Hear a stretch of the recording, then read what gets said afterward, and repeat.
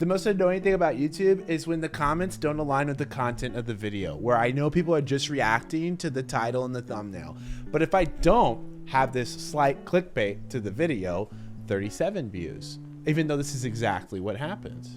And then this video, 355 views, and then everyone's in the comments saying this didn't age well, even though literally in the video called The Video Will Crash, right now I have that adjusted based on my Elliott wave analysis to 1300 actually. And where's NVIDIA at? Yeah, it did age well, as will this video. And in the words of Tom McDonald, everyone wants beef until you give it to them. Then suddenly they're vegan. I was down, but now I'm up. Yeah, this all God, this ain't no love.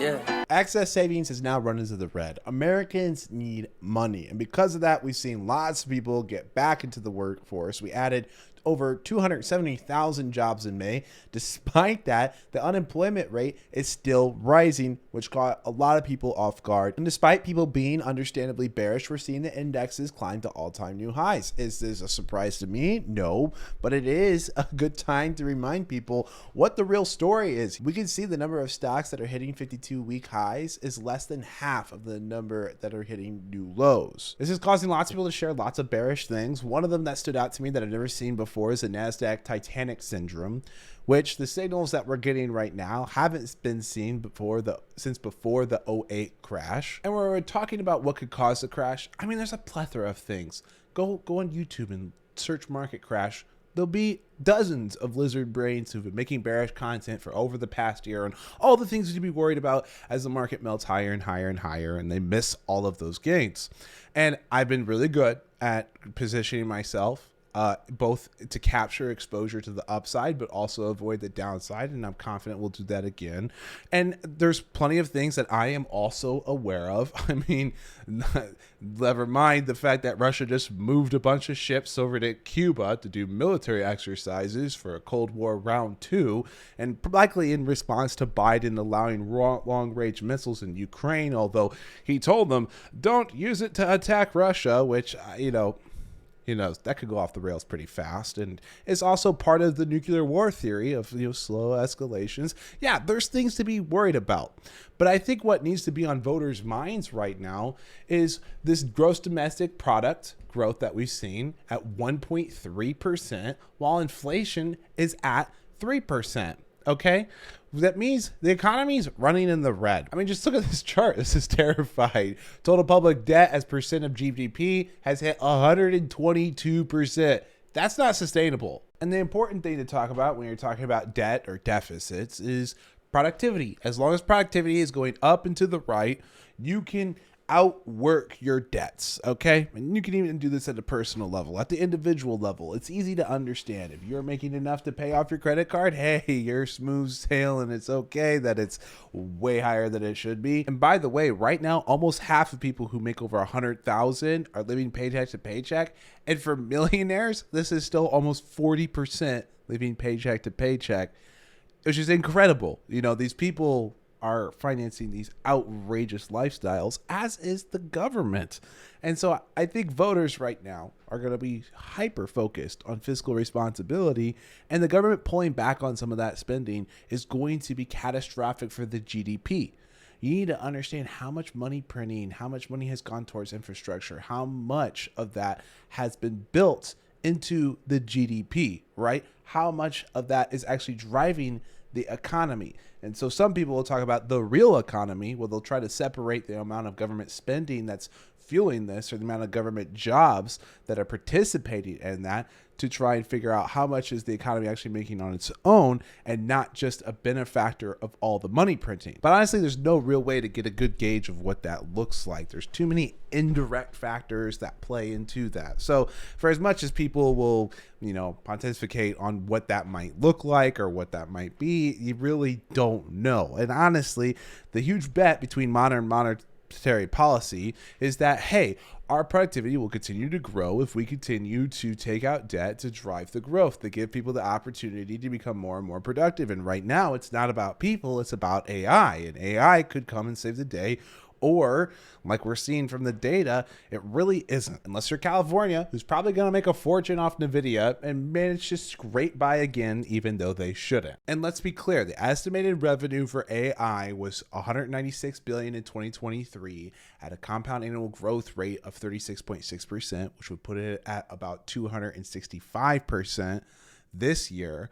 NVIDIA's revenue is about 50 billion right now. I think it's slightly more than that, which would make it about 20% of that. And that's just one company that's on the hardware side. Okay. That's not on the service side at all. Okay. So these aren't actual numbers showing more productivity. It's more money being spent on infrastructure with no real payoff. But even given all that, it's important to understand that the stock market is not the real economy. These things can have large disconnects. Okay. Especially when the market's getting carried away and in a kind of variation of a bubble status. So as I told Discord members, like, it's important that we do not fight the market too hard. Okay. If you're going to try to buy a bunch of puts right now, you're likely going to suffer a lot of pain. Okay.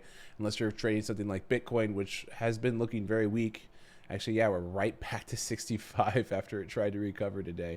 It is rough. And so when I look at the market, I see all these bullish setups. You know, Sunday night, I shared this triple top on Microsoft looked like a great setup coming into this week.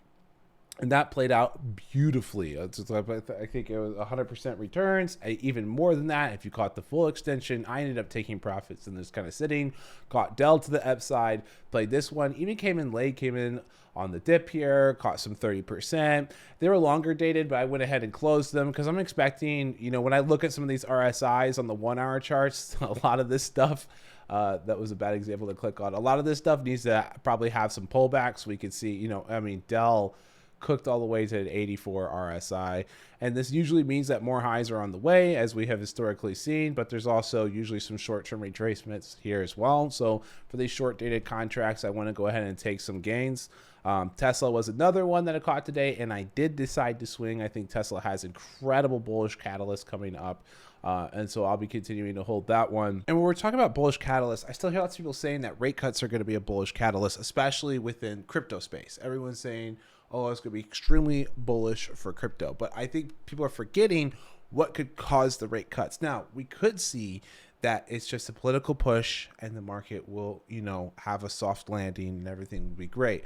Or we could see historically what we have seen where the Fed is actually slow to actually do these cuts and too much damage has already been done, which leads to capitulation of the market. I've had this video pinned as a showcase video on my YouTube for over a year now, doing historical analysis on what happens when the Fed actually goes from a tightening cycle to a loosening cycle. And what you see is a high correlation with strong growth in the market during tightening cycles, and then weakness in loosening cycles because they're reacting to poor economic data. Okay. So when we start seeing those first cuts, that could be a sign of top. And we could even see that if the market does crash and they do a panic cut, that might not even be the bottom. There might be more pain on the way as well. Now, this isn't '08, so I wouldn't look at this chart and say, oh, this is what's going to happen. But it's important to be aware of the significance of how the market reacts to that and understand that this isn't just, oh, money's free again and we can all party. I remember when we're talking about stuff like this, you know, you could try to set up a put position and hunt for a black swan. Okay. So what would that look like? That would be like a 1% probability, right? So the allocation should match the probability, right? The risk reward is there for a black swan. All right.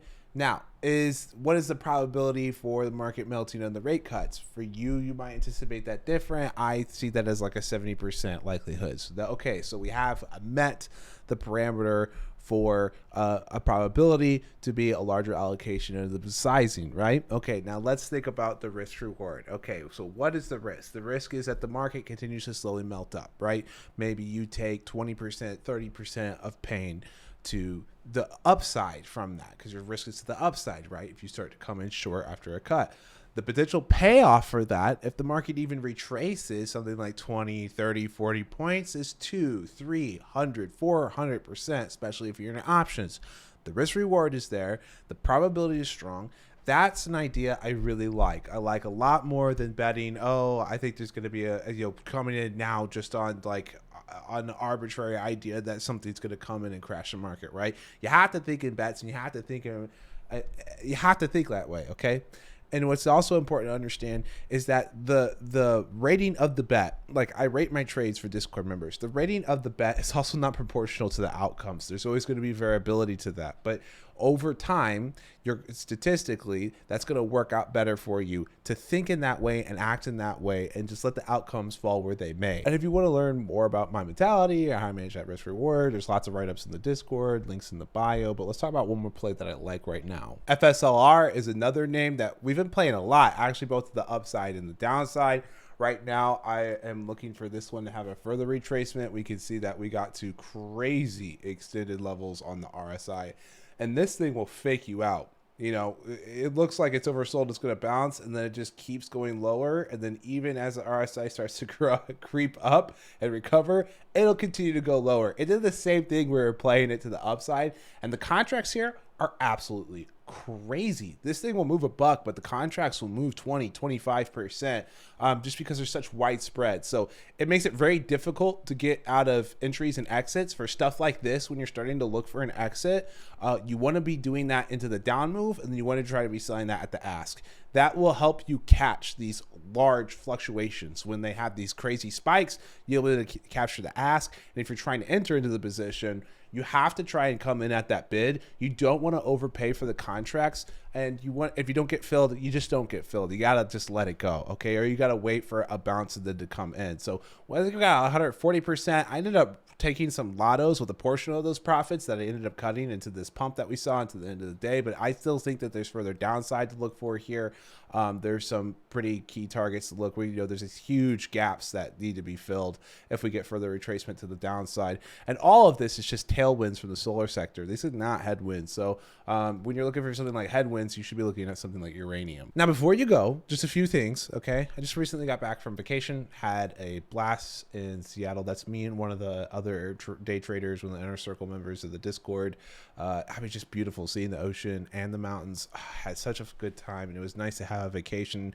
I don't get a lot of those. I work a lot because I enjoy what I do. But I had so many video ideas and so many things that I'm working on kind of all at once, which is why this video is also coming out late, because I keep distracting myself. So I have a lot of fun content coming out that I want to make, which has kind of got me motivated to do more content. When I'm doing educational stuff, it's just boring to me, and it's hard to get myself to force myself to do it. Okay, not that I know I love helping you guys, and you guys give me the feedback. That's what motivates me to do the next video, but sometimes there's no feedback. So that I'm just not motivated, especially since none of this helps me make money. So hey, I don't get paid for this. So if you enjoyed it, make sure to remember to like the video, subscribe to the channel, so I can get my dopamine hit. All right. So that's gonna be it. Subscribe to the channel. Tons of content coming out. I'm gonna try to do daily videos this week. See how I feel after doing that. If I start to feel burnt out, I'll probably lay off and just continue to do the weekly reports. But I'm going to see how that consistency and doing more content that I want to make, how that feels. So, yeah, should be fun. And, oh, by the way, check out the Discord because trading is going to be amazing this week.